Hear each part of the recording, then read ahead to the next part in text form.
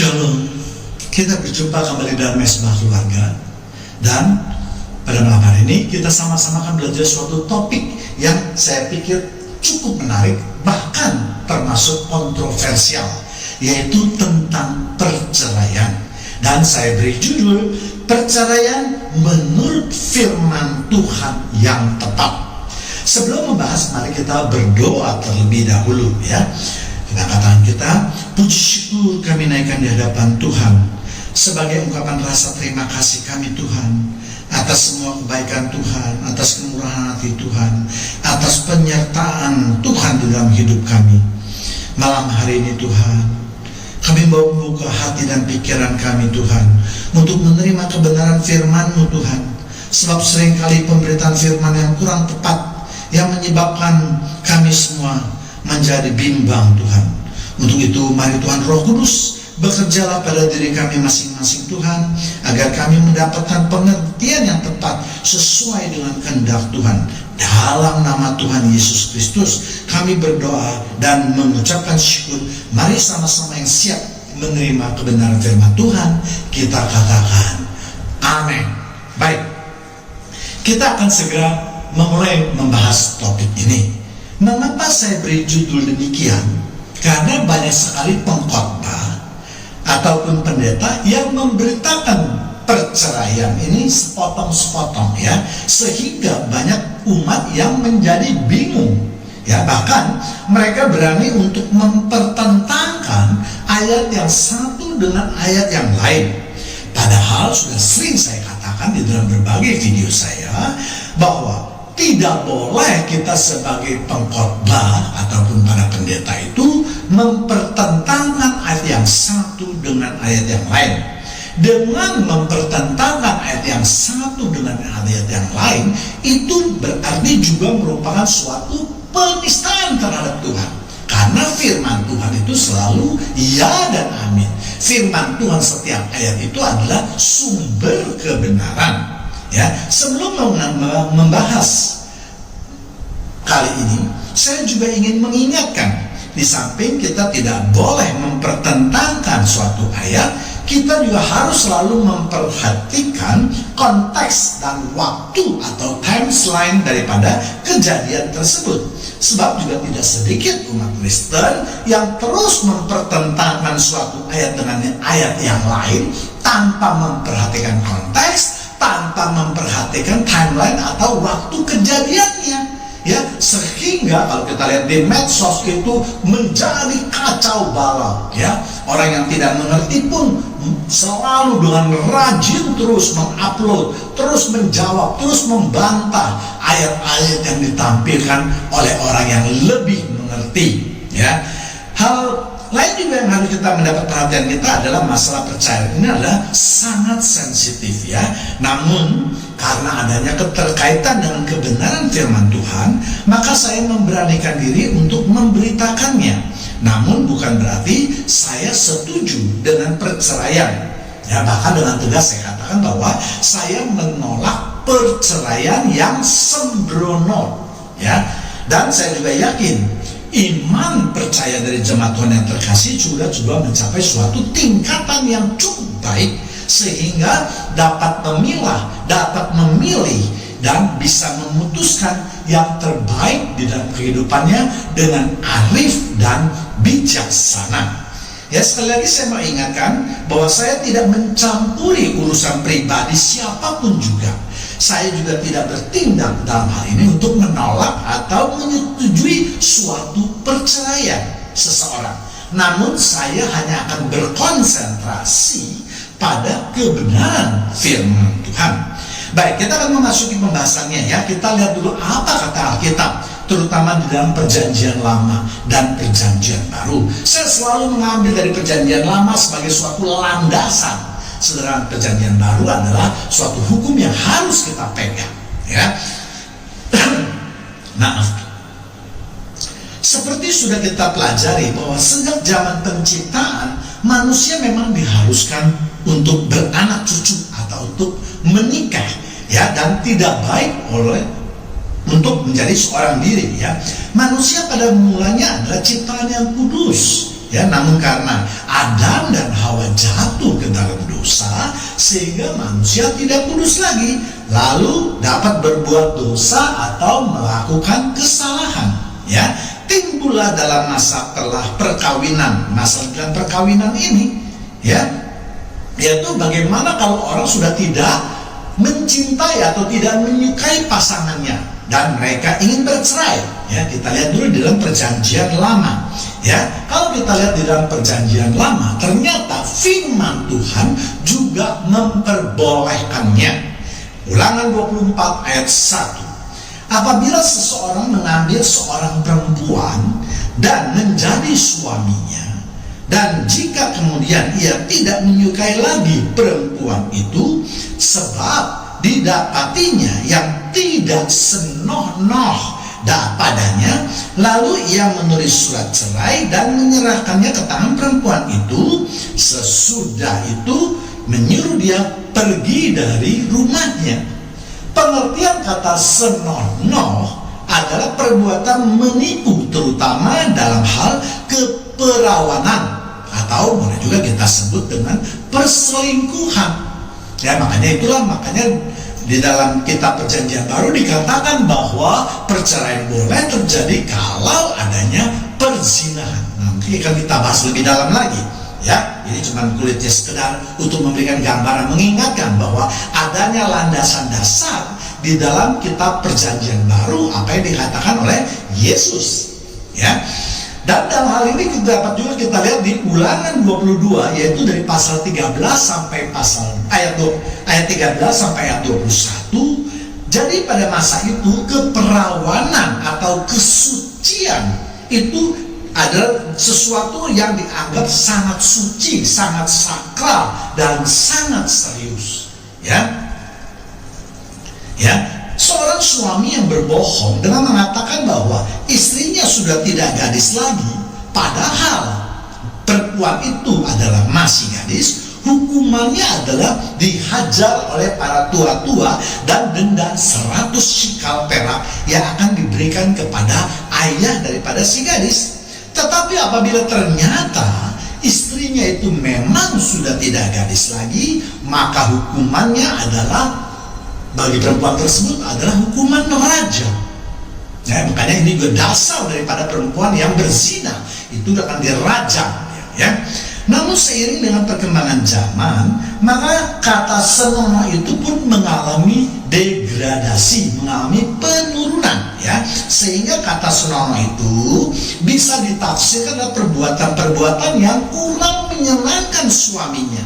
Misalnya istri yang sering membangkang, istri yang kurang ajar atau tidak menurut, istri yang tidak bisa menjaga perilakunya dan membuat suaminya malu, istri yang berpakaian tidak sopan, istri yang tidak menjalankan kewajibannya sebagai istri dan ibu rumah tangga, dan seterusnya. Ya, itulah sebabnya di dalam masyarakat orang Yahudi ada sebagian orang yang memperbolehkan untuk melakukan perceraian, tetapi ada juga sebagian orang Yahudi yang menolak keras perceraian tersebut. Ya, kemudian hal lain yaitu mari kita lihat di ayat lain, yaitu Ulangan 24 ayat 2 sampai 4.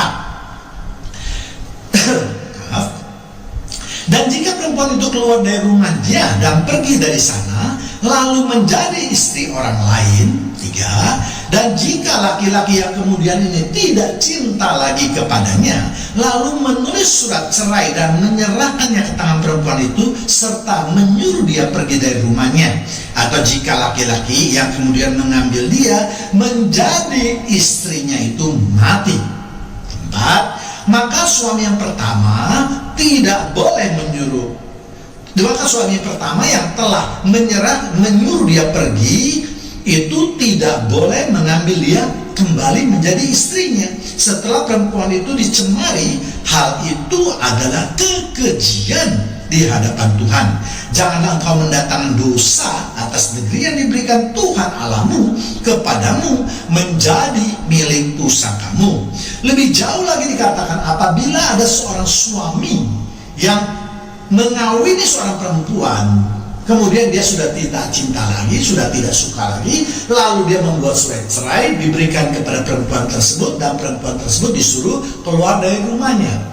Apabila perempuan yang telah diusir, yang keluar dari rumah tersebut, mendapatkan laki-laki lain atau kawin dengan laki-laki lain, lalu laki-laki atau suami yang kedua itu juga tidak suka lagi kepada perempuan ini, maka laki-laki itu harus memberikan surat cerai dan menyuruh perempuan itu pergi. Namun ya, mantan suami yang pertama itu tidak boleh lagi mengambil istrinya yang dahulu, ya, karena ini adalah kekejian bagi Tuhan.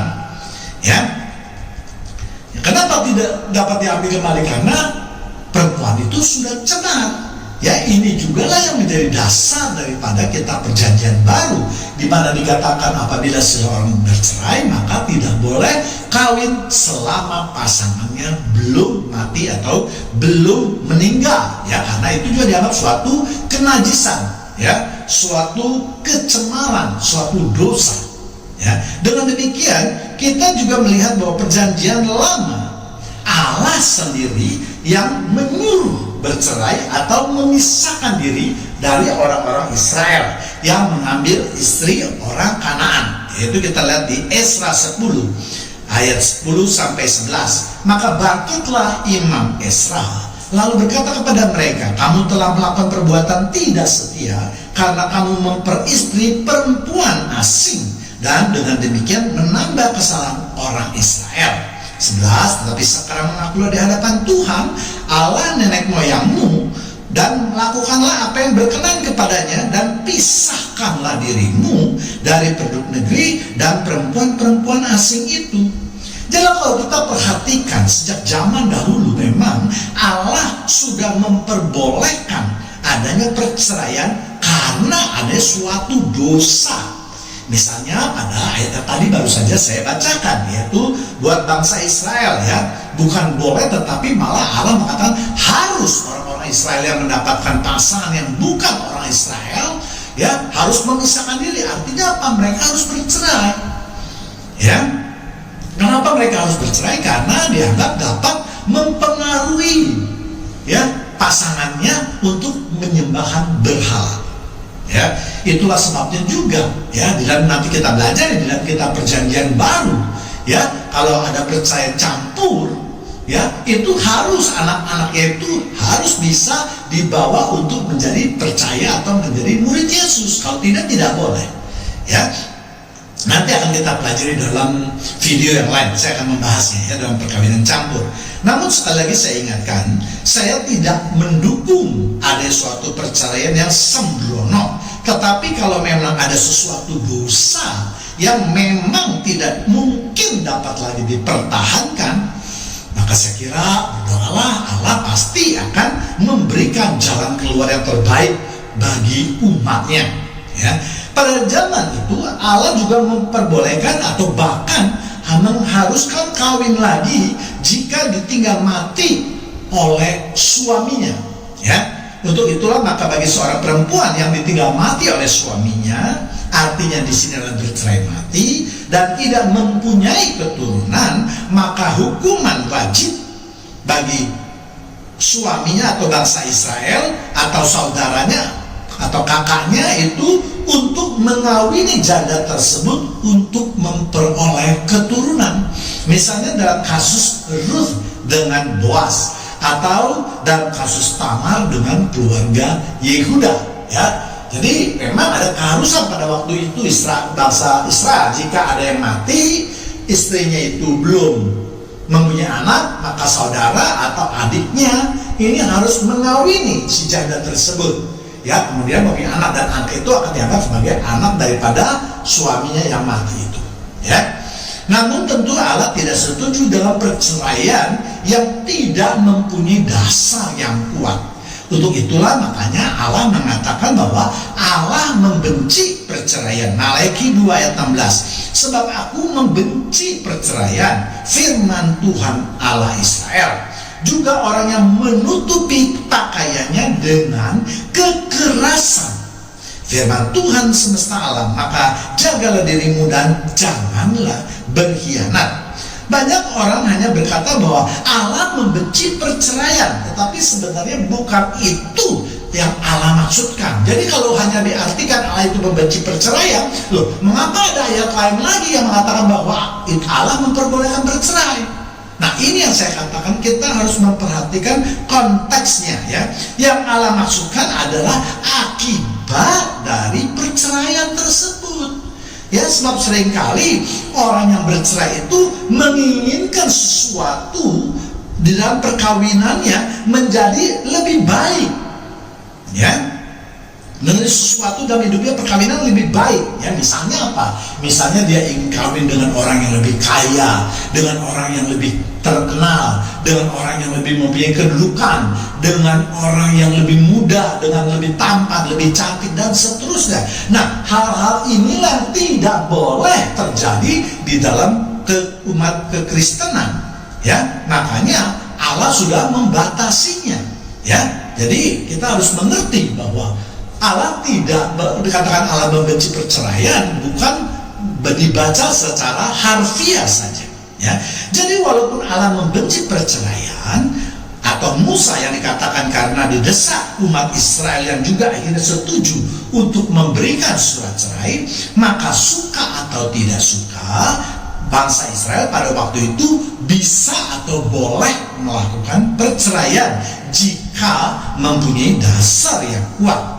Hukum sudah memperbolehkan, dan jika ada yang memakai hukum tersebut, tentu saja tidak melanggar hukum tersebut. Ya, kita lihat dalam ayat tadi, Tuhan itu menegaskan bahwa suatu perbuatan kekerasan yang ditutupi dengan pakaian.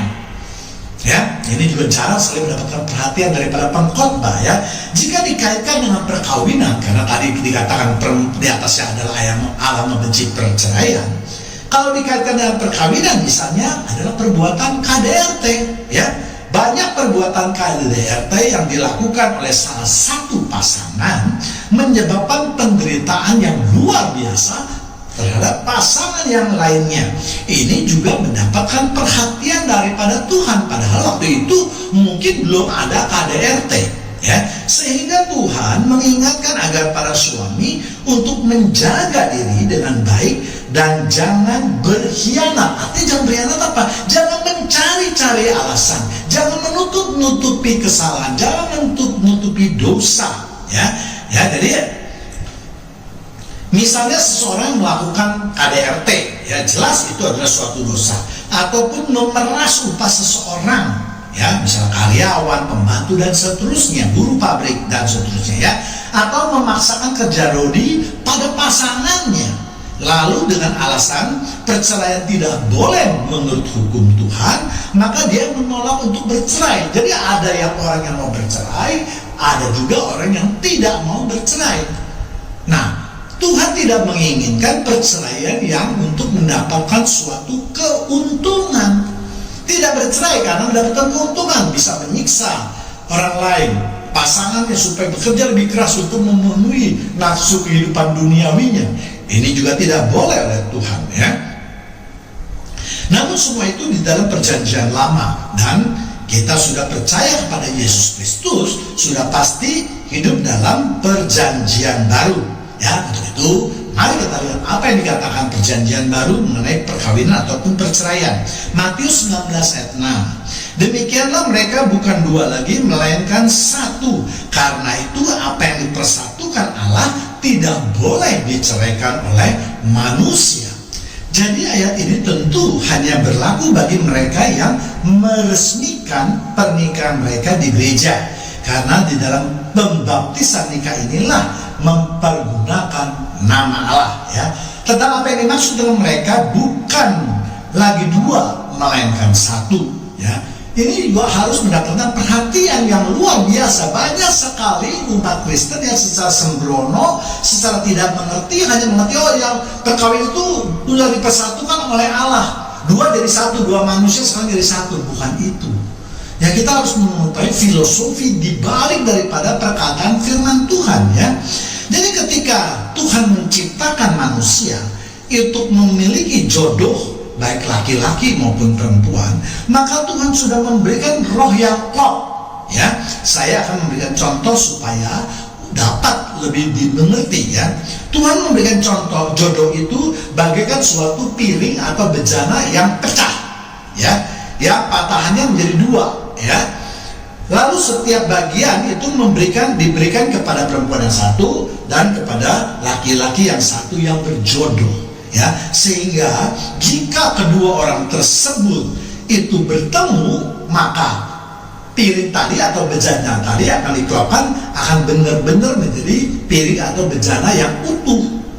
Ya, untuk itulah makanya orang-orang Kristen yang khusus masih muda itu harus berdoa, banyak berdoa untuk memohon kepada Tuhan agar diberikan pasangan yang sejodoh. Ini yang ada sejodoh. Namun seringkali memang kita lihat di dalam kehidupan nyata kita, banyak sekali perkawinan yang tidak demikian. Perkawinan yang hanya karena rasa suka, cinta pertama, pandangan pertama, cinta itu buta, dan seterusnya.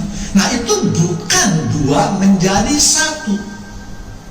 Ya, dua menjadi satu kalau masing-masing pasangan itu dapat menunjukkan roh patahan tadi sehingga menjadi suatu kesatuan yang utuh. Itu namanya dua menjadi satu. Ya, jadi jemaat Tuhan yang terkasih, ya, kita sekarang sudah lebih mengerti bahwa apa yang dimaksud dengan dua menjadi satu tersebut. Ya, untuk itulah makanya masing-masing baik laki-laki maupun perempuan orang Kristen harus berdoa agar mendapatkan pasangan yang memegang separuh pecahan tadi atau separuh bejana yang pecah tadi. Ya, ini yang harus dipelajari atau didalami, ya, terus mendapat perhatian kita semua. Jadi di dalam perjanjian baru memang dikatakan bahwa mereka yang sudah menikah tidak boleh bercerai. Namun kita akan melihat ayat selanjutnya apa yang dikatakan Yesus, ya. Matius 19 ayat 9, tetapi aku berkata kepadamu, barang siapa menceraikan istrinya kecuali karena berzina lalu kawin dengan perempuan lain, ia berbuat zina. Ya, jadi kalau kita lihat dari tadi, sebenarnya kalau memang masing-masing pasangan tadi yang memegang pecahan bejana tadi itu bertemu, maka tidak mungkin akan bercerai. Tidak mungkin, karena itu sudah menjadi satu klop, semuanya pasti karena Tuhan yang menciptakan, Tuhan itu sempurna. Namun karena banyak yang tidak menemukan pasangan yang klop, pasangan yang berbeda, pecahan yang berbeda, namun dipaksakan untuk bertemu, akhirnya terjadilah perceraian. Ya, perceraian Yesus itu tetap berpegang pada hukum Taurat yang tadi sudah kita belajar, yaitu di Ulangan. Ya.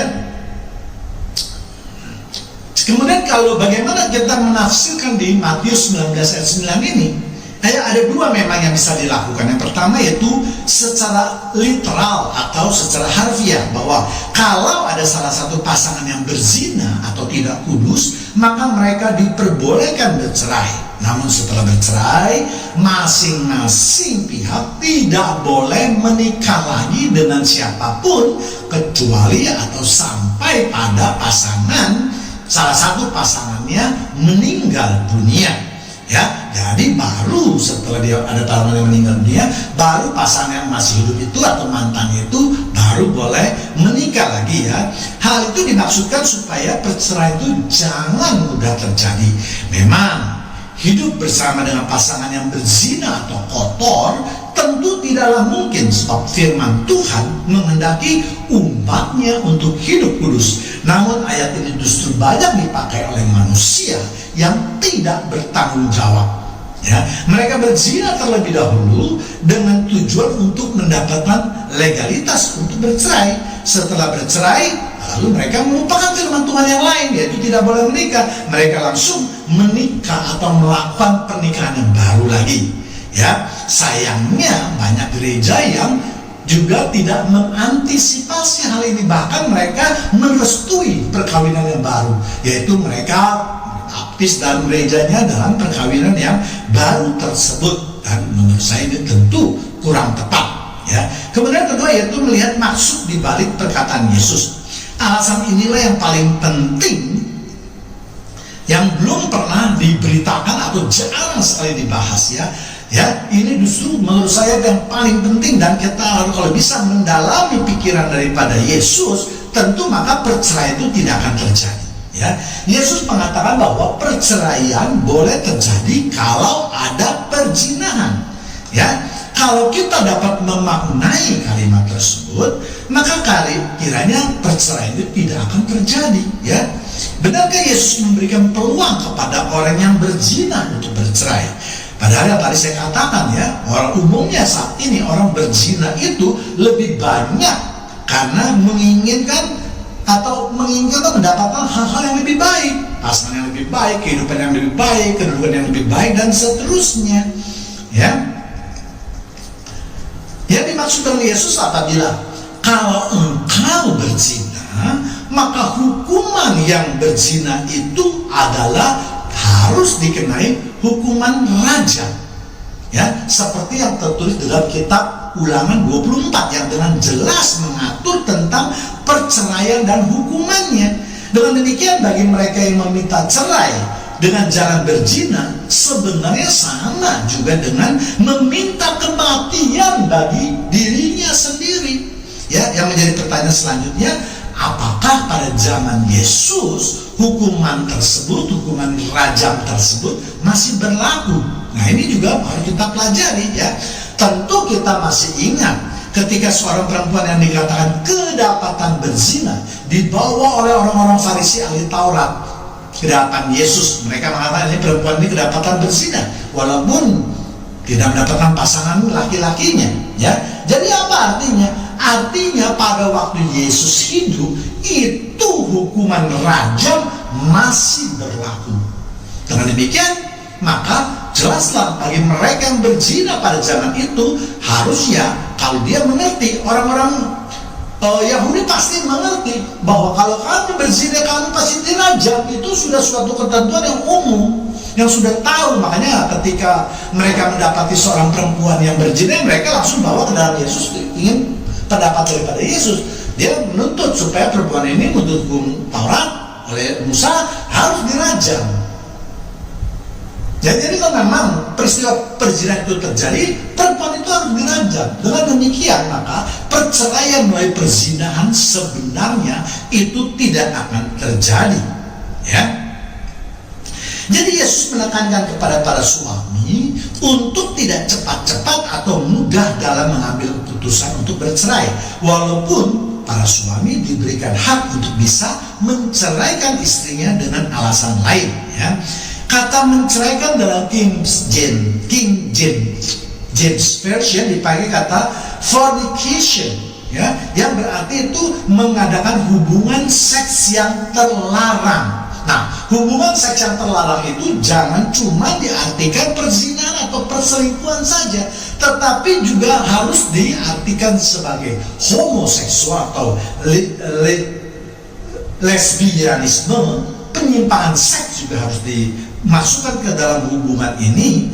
Ya, penyimpangan seks itu bisa saja hubungan seks dengan hewan misalnya. Ya, jadi hubungan seks dengan keluarga atau perempuan yang diceraikan itu juga termasuk dalam fornication. Ya, sedangkan dalam bahasa Yunani dipakai kata porneia, ya, yaitu kata untuk benda untuk perempuan atau perzinahan juga. Ya, jadi dengan demikian memang bisa diartikan bahwa istri yang bisa diceraikan adalah mereka yang melakukan hubungan seks yang terlarang dan bukan suaminya. Jadi kalau ada seseorang yang ingin bercerai, dia itu melakukan zina, ini tidak boleh mendapatkan restu dari gereja. Tetapi kalau orang yang meminta cerai atau pasangan meminta cerai di mana pasangannya itu yang melakukan perzinahan, nah ini memang harus dipertimbangkan atau mendapat pertimbangan ya, karena perceraian itu tidak bisa digeneralisir semuanya ya. Kita harus melihat kasus per kasus ya, apakah perzinahan itu sudah lama, sudah berlangsung bagaimana, atau sudah tidak diperbaiki dan seterusnya ya. Jadi kalau kita lihat dari ayat tersebut, Maka Yesus telah memberikan justru mereka suatu halangan. Jangan sampai orang mau bercerai lalu dia melakukan zina supaya memperoleh legalitas dari gereja atau dari Alkitab.